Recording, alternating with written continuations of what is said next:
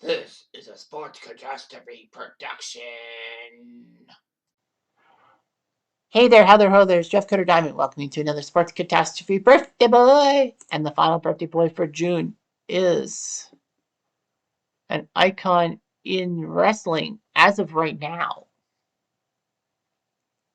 This guy came from great genes. He came from the Rhodes family. Well, I guess that's a dead giveaway. So he's been signed to WWE since 2022 and is the current undisputed WWE champion. He even spent time in All Elite Wrestling from 2019 to 2022. He was the executive vice president and a TNT champion 3 times. The son of Dusty Rhodes and the half brother of Dustin Rhodes. He was with WWE for 10 years, 2006 to 2016, and then left. Because WWE had some problems and all that.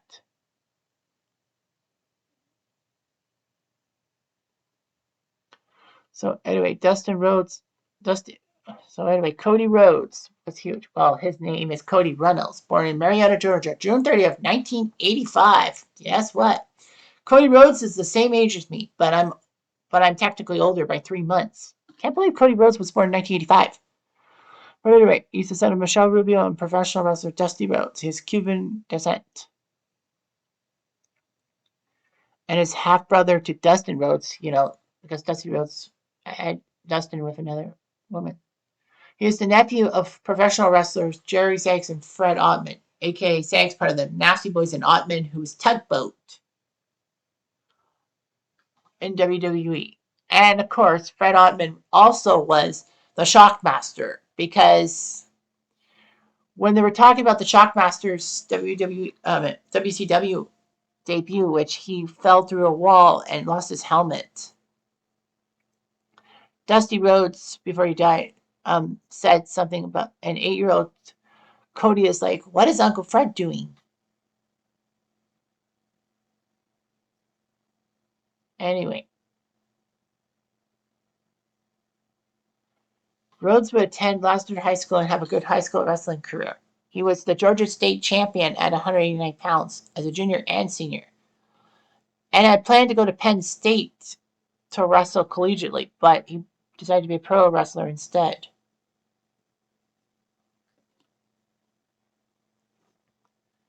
So he went through training and went to Ohio Valley Wrestling in 2006, which practically was the minor leagues of WWE. Using Cody Reynolds, he wrestled in OVW and won the Southern Tag Team Championship twice with Shawn Spears, and also the OVW Heavyweight and TV Championship. Rhodes would make his TV debut July 2nd, 2007, in a backstage statement with his father, Dusty Rhodes, and Randy Orton. Anyway, Cody would make his main roster debut, losing to Randy Orton on the July 16, 2007 episode of Raw. And Rhodes appeared at Great American Bash to prevent Orton from attacking his father. So, anyway, Orton would have his problems with Dusty Rhodes. He began a feud with Hardcore Holly and didn't win. However, him and Hardcore Holly actually worked as a tag team and beat Cade and Murdoch for the World Tag Team belt. And all that.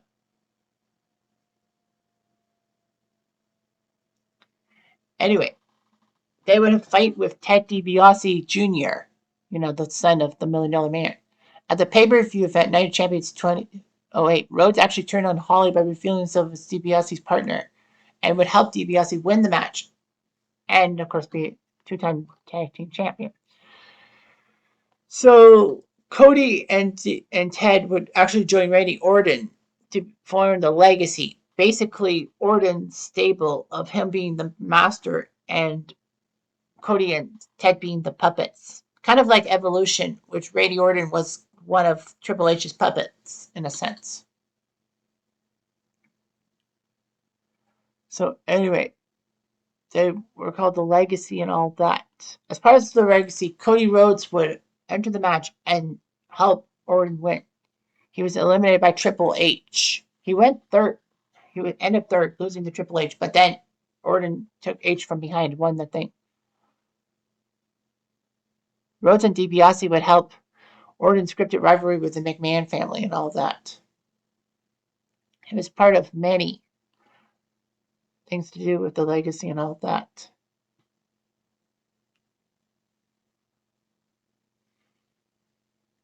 During an Elimination Chamber match in 2010, at Elimination Chamber, Rhodes interfered, passing a lead pipe to DiBiase, and DiBiase hit Orton with the pipe, which was a shocker. Orton would face Cody and DiBiase in a triple threat match in 26, which Orton won. Rhodes would then go to SmackDown and become Dashing Cody Rhodes. You know, he would be narcissistic and all that, and would be extremely protective of his face. But in January 2011, Cody faced Rey Mysterio in a match during which Mysterio hit Rhodes in the face with his exposed knee brace and broke Rhodes' nose. Legitimately, though. Which meant that Rhodes was no longer dashing and needed facial reconstructive surgery. Upon his return, he would wear a clear protective mask over his face and colluded with his father to attack Rey Mysterio. He would use his protective mask as the weapon and all that. Rhodes would face Rey Mysterio at WrestleMania 27, winning in that one. On subsequent episodes, Rhodes, with the help of assistants, would hand out paper bags to the audience during his promos and all that. Demanded that the audience put paper bags over their heads to cover their ugliness and imperfections. And he would put paper bags over several of his opponents' heads and all that. The funny thing was that it was actually backfired, as some fans really liked having the paper bags over their heads. He would become Intercontinental Champion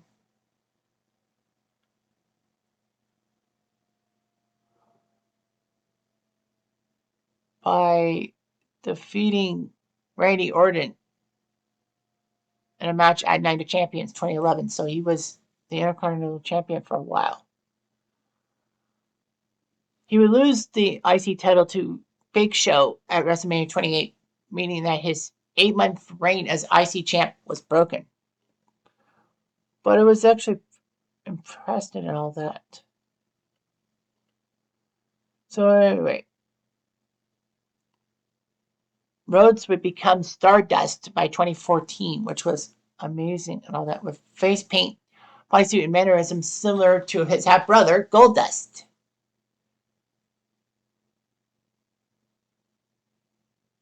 So at Night of Champions, Stardust and Goldust did beat the Usos to be the WWE Tag Belts for the second time as a team.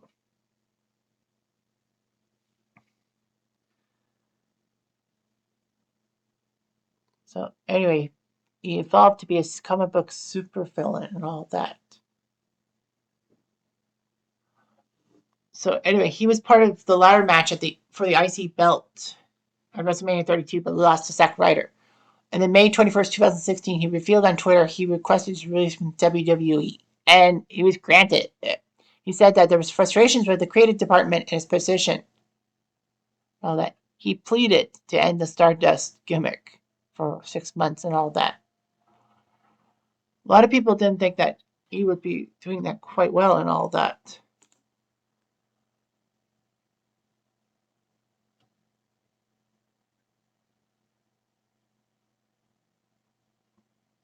So anyway, despite the problems, he did speak highly of WWE following his departure, saying that there were no grudges, and everything was business based.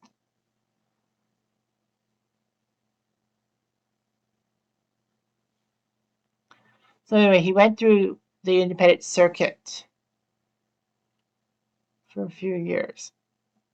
And then actually Rhodes said that he wanted to make an independent wrestling show because in May 2017, Dave Meltzer made a statement that says an independent wrestling show would be unable to sell out a 10,000 seat arena. Rhodes, alongside the Young Bucks, decided to take him up on the challenge by planning a show specifically for the purposes of 10,000 fans. And the show would be named All In. And surprisingly, the tickets were sold out in 30 minutes. He would win the NWA World Heavyweight Belt at the event, being Nick Aldis. But yeah, it was amazing. He went through Ring of Honor for a few years. And then TNA, all that. Went to New Japan for everything. Cody Rhodes did his job and all that. But let's not forget, Cody Rhodes, even though he's a WWE guy now, he actually was the reason why All Elite Wrestling came through it. So on January 1st, 2019, All Elite Wrestling was, AEW was unveiled during a conference in Jacksonville, with Cody saying that he, alongside the Young Bucks, Matt and Nick Jackson, and Kenny Omega, were be talents and signed 5-year contracts with the promotion. Cody would face Dustin Rhodes in the inaugural event, Double or Nothing, May 25th, 2019. Anyway, Cody tried to win the AEW Championship, but lost to Chris Jericho. Still, he would be TNT champion for 3 straight days,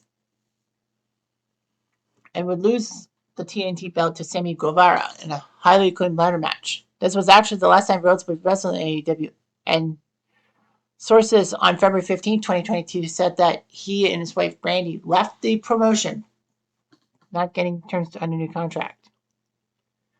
And there were rumors circulating that as early as March 2022 that Rhodes would resign with WWE, and he was revealed to be Seth Rollins' surprise opponent at WrestleMania 38, making his return to WWE after 6 years. And he said that he wanted to win the WWE belt back because his father Dusty never did. Cody would beat Rollins at Backlash. Unfortunately, he suffered a legitimate pectoral muscle tear. And all that. It was exacerbated when the muscle tore entirely off the bone, and Rhodes was weight training and all that. He had a massive spot of discolored skin, but managed to win and all that. Dave Meltzer gave it 5 stars, the first 5-star match in WWE in years. He would be unable to compete for 8 months after going through successful surgery to repair the torn right pec. He would come back for the Royal Rumble in 2023, and he won it over Gunther. He decided to challenge Roman Reigns for the undisputed WWE Championship at WrestleMania 39. Unfortunately, though, Rhodes would lose to Reigns thanks to interference from Solo Sikoa, and fans were pissed off. All that. Rhodes would actually face off against Brock Lesnar in a few key matches and all that. So anyway,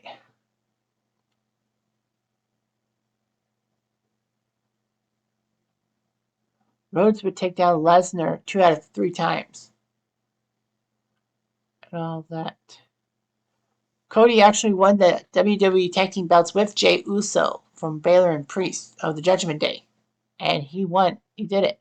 This was a pretty good moment and all that. But they would lose to Baylor and Priest on Raw. They had a 9-day reign and all that.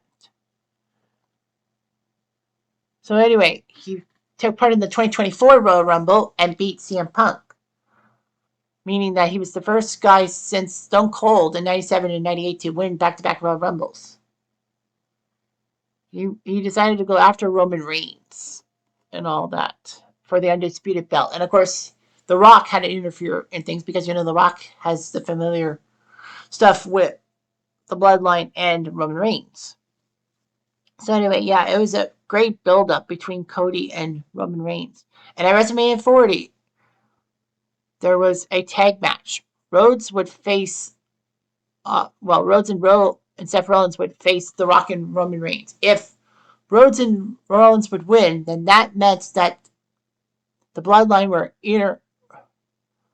would have to not interfere. Unfortunately, though, they lost the match. Rhodes and Rollins lost, meaning it was a Bloodline match, so anything would go. However, that match was famous for all the cameos coming in. Like, The Rock would fight with Jimmy Uso, Solo Sikoa. But they were countered by Jay Uso, John Cena, Seth Rollins, and then The Undertaker in one of the most spine-tingling returns ever at a WrestleMania. Like, watching it, I was just in silence that The Undertaker had a spirit. Holy Christ, as Michael Cole would say. And it was a good match. Cody managed to take down Roman Reigns. And as Michael Cole said, finish the story. 3 count. And he did. He finished the story, ended Roman Reigns' almost 4-year reign with the main belt. It was just amazing and all that. He's still the Universal Champion. He's appeared in many WWE video games, of course. The cover athlete for the 2K24 standard version. He and his wife Brandy have one child, Liberty, and all that. So yeah, he likes The Legend of Zelda a lot.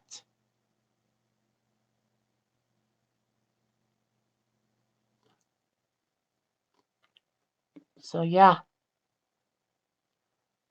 Cody Rhodes is an icon. I mean, all AEW wrestling champion, 3-time TNT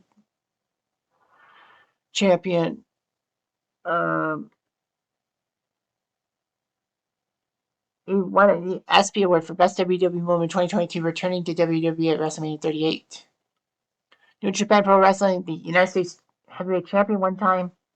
RF Champion, Pro Wrestling Illustrated's Match of the Year against Seth Rollins at Hell in Cell 2022, and then 2019 against Dustin Rhodes at Double or Nothing AEW. He was named the number 6 singles wrestler in 2022 in the PWI 500 and 10th in 2023. And, the WWE champion currently, 2-time Intercontinental belts, 1-time SmackDown tag title with Jey Uso, 4-time Raw champion, tag team champion, and a 3-time World Tag Team champion. And 5 Slammy Awards and all that, which is still pretty impressive, if you ask me. Anyhow, I'm Jeff Diamond. I do.